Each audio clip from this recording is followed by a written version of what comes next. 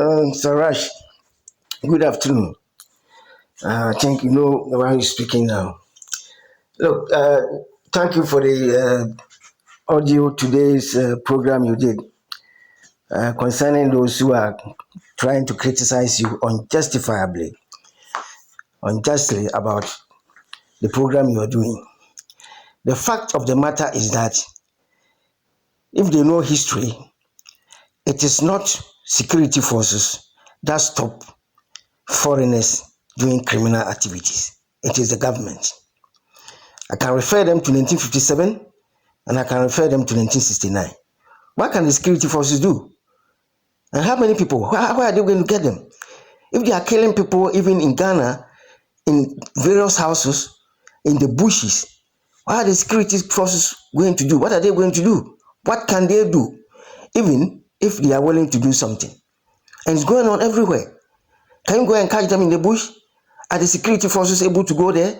Are they capable? Are they self-adequate in their tools? Are they even willing to go to the bushes and everywhere, going around and resolve these problems? It is not. In 1957, citizens were complaining about activities of foreigners, i.e., these same Nigerians. Why didn't they only report to security agents for them to take action, and that was the solution?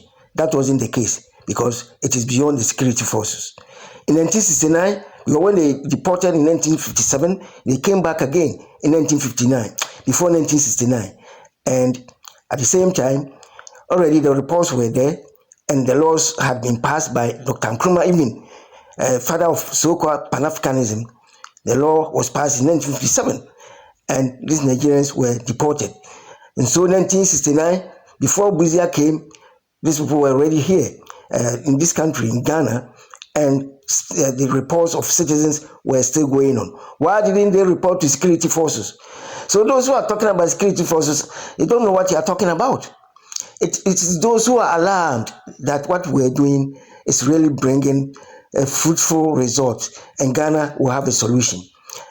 What you're doing is that it's always the citizens who have to gather their opinions, collective opinions. One citizen can do it. It's a collective opinion from the whole citizens in Ghana and around the world. Because if you're a Ghanaian and you are not in Ghana and you are anywhere and on this group, anywhere, in which country you are still a Ghanaian. And even those abroad have much more problems. Because when we are coming home, because of these foreign criminals, foreign ritualists, foreign armed robbers, foreign evils, most of people abroad are not able to come home. Why should this be happening? And let me address the guy who said that you see the criminals only. And then look, Raj hasn't said anything about anybody who is not a criminal. Raj hasn't said anything about any Nigerian who is not a criminal. His voices, his analysis, like any other person, any other Ghanaian talking on his program, is for the government to put up a policy to ensure that those who enter the country enter through the appropriate channels, enter through the legal channels, and those who are living in the country, the government should ensure that they live with legal documents. Because tell me, if 15 million Nigerians, as I heard, more than that, and in Ghana, how many of them have documents? And so if they don't have documents, how are they living in somebody's country in that way? How are they living? How do they make living? How do they make money? How do they rent? How do they feed? How do they do everything, anything? And so if you come and tell me that you should talk about the criminal, how is he going to, is he saying what innocent people in Nigeria they should do what? There is absolutely nothing ill, nothing nothing wrong, Russia said. So Ghanaians should stop being hypocrites. Always, when Ghanaians are even speaking, whilst we haven't even meted out violence against criminals in our own country, criminals who attack us, kill our children, our mothers, our relatives, even when we are talking against them, some Ghanaians come out to defend, say something to make Nigerians feel good. That is too disgraceful. You will never see any Nigerian coming to counter, make counter statement against any Nigerians insulting Ghanaians on Facebook, baselessly, unjustifiably, nonsensibly. No Nigerian comes to do that. But you see Ghanaians coming, you have to say, don't do this, don't do that. Why? What? Can you point out something that Raj has said specifically that is, incriminating innocent Nigerians or any other nationality or foreigners? He's addressing the issues as it is. Citizens are coming around. The only way for citizens to have a collective voice is through a channel, and he is doing that for citizens. If not, how will Ghanaians, because I've been working on this issue on many occasions, since 2018. And I've been doing my own videos, which actually I'm not a media mind or something like that. It's not my full-time work, or even I'm not expertise in I don't have expertise in doing that. And he came over. There are many people who also have the same concern about what is going on in our country. So what is the point of coming to say we should do what? What should he do? What has he done wrong that he has to do what? He shouldn't mention the Nigerians name. So what is going on in Ghana about Nigerians' criminality, armed robbery, ritual killings, arrogance, all forms of crimes, and always coming in the country, always dumping their population, doing these crimes? Are you not aware? Huh? Are you not aware? Stop being hypocrites. It's disgraceful. And that's why the Nigerians take it very cheaply. You are talking, somebody was saying it's going to be like South Africa. Look, South Africa, the crime they do in Ghana it's about 15%. Maybe not up to that. Ghana, they are bringing hell, they are unleashing hell into Ghana, and even finally trying to bring civil war. Because if we don't take time, if we don't make our voices loud, if we don't politicize this as it should, Nigerians will come and dump themselves in Ghana, and they will be even more than our population. Already they are about half of our population, but people don't know. And they will arm themselves, because now, even to my best of knowledge, they are arming themselves.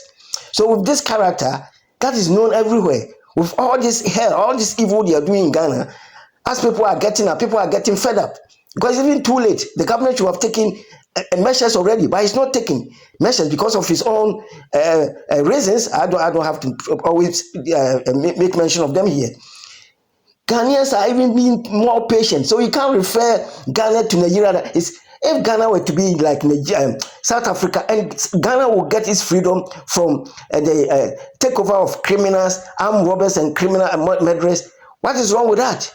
Can you be in your own country, and can anybody be in his own country on this earth, and foreigners will go there and be killing people, insulting people, belittling people, disrespecting people in the way that Nigerians are doing? Have you seen some before? Have you heard that before?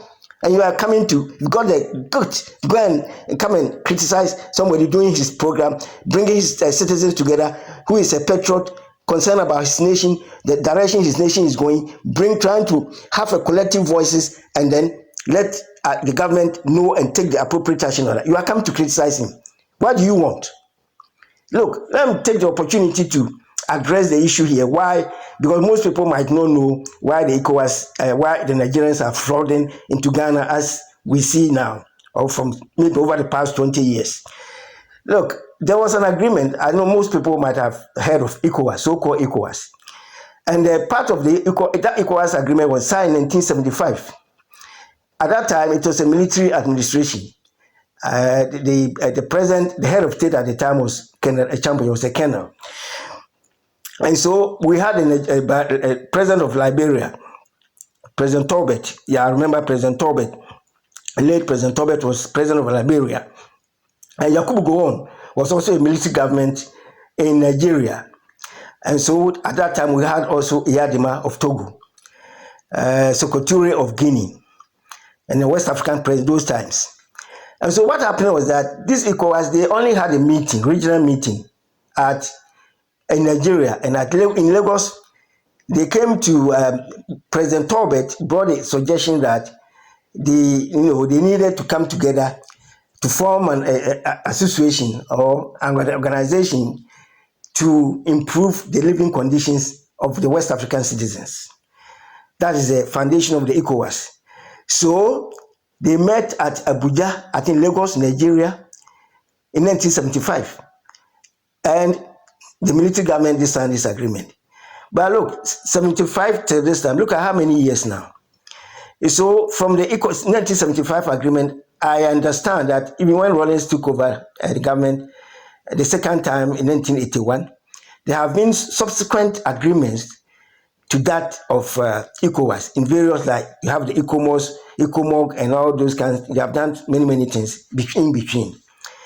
Okay, but the part of the ECOWAS agreement that allows citizens, already you can go to any country in West Africa. I know people go to Lagos. I came to Europe, I passed through Lagos, I was 1 month there, so you can travel freely. But they made something like trading agreement, to improve living conditions officially, to make it sort of, you can go to this country and trade, you can go here and do business. So the part of the agreement that made it possible for, moving freely and going to settle in another man's country and establish is part of the agreement. But that part of the agreement was not working. As I say, Nigerians were deported in 1969. Their country was good between the 70s, at least from the mid-70s to the 83s. They were okay, and they were not traveling, coming to Ghana. And Ghanaians who went there just went temporary. Most of them were killed. Some of them were killed for rituals. They came back already. Most Ghanaians don't go and stay in African countries and remain there in the way that Nigerians come to Ghana and want to remain there and then do all kinds of crimes. So this agreement, the implementation, the free movement residency part of the agreement, the ECOWAS agreement, was not functioning, seemed like dead. So it was until this President Akufo-Addo, who is now in power, who took over the administration in Ghana in 2017, who came to give the part of the agreement, the free movement and residency, that part of agreement, he came to give it the go-ahead. That is why the Nigerians are coming there like that. He came to give this part of the agreement the go-ahead. Nobody gave it. Rawlings didn't give it. President Akufo didn't do it. Atames didn't do that. Mahama didn't do that. But Akufo came to do that. Since, agreement signed in 1975 by military government. First of all, President Akufo has his 2 daughters. His main 2 daughters, I know, as you see them moving, the one who was having telephone on her ears when there was a time, I think, at the stadium when the national anthem was being played. His 2 daughters are Nigerians, of Nigerian mother. Okay? I don't know how long they did marry, but 2 daughters were of Nigerian mother. And even recently, I've also noted that his cousin, who used to be his personal secretary now, I think he has changed and then giving him new appointment as so-called ambassador at large. Asante Betio also marries to a Nigerian woman. And so this Akufo-Addo man came and he gave the go-ahead for that free movement residency and establishment. And then 2017, I'm outside Ghana. I came to Ghana, and at that 2017, I heard on many radio stations, TV stations, people complaining about getting their children missing, or maybe when their children go to school, they are afraid because they might be kidnapped, they might be killed for rituals. Look at that time when Akufo-Addo gave the go-ahead to these protocols. Because of Nigerians, people were complaining that Nigerians were buying, they were selling land in Ghana. What the hell? How can this happen in another man's country? Because this man had connection with the Nigerians and he has come to give go-ahead. And so they are coming in without any scrutiny at all.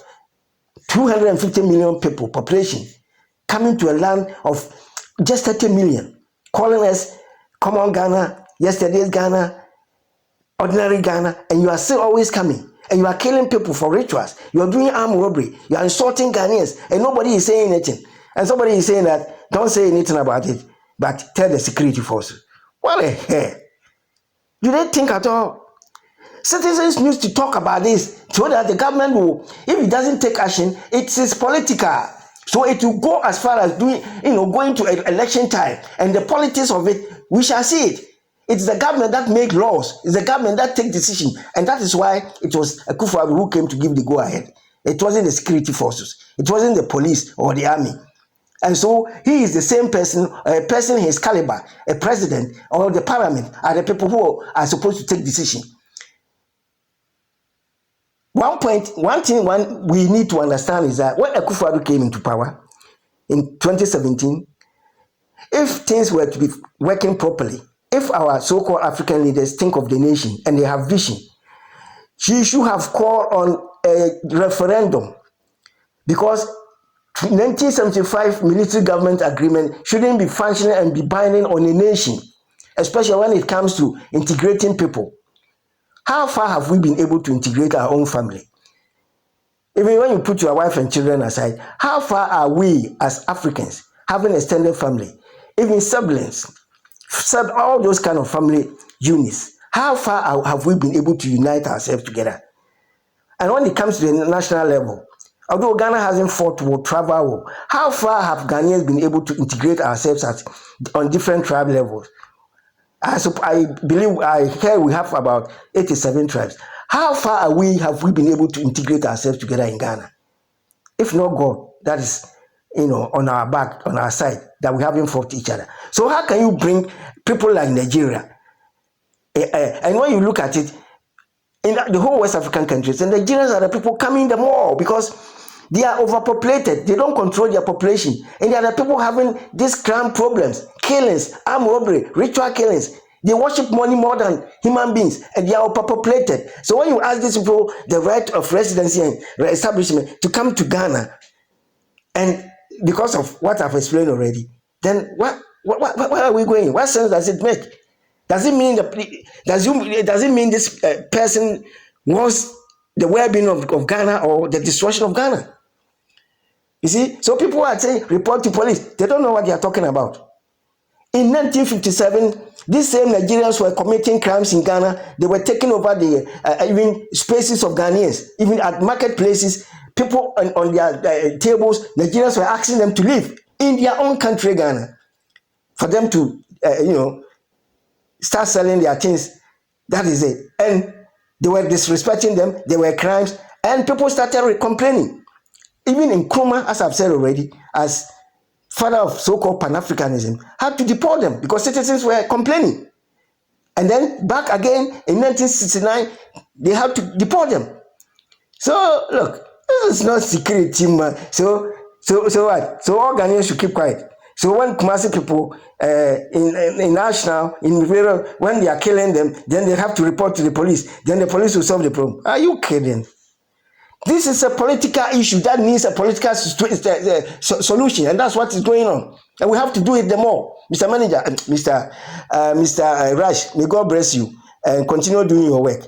Okay? I think those people who are saying some things, other sensible things they are saying, anything that they are saying, that's not helpful. Just brush them aside. You are not doing any bad thing.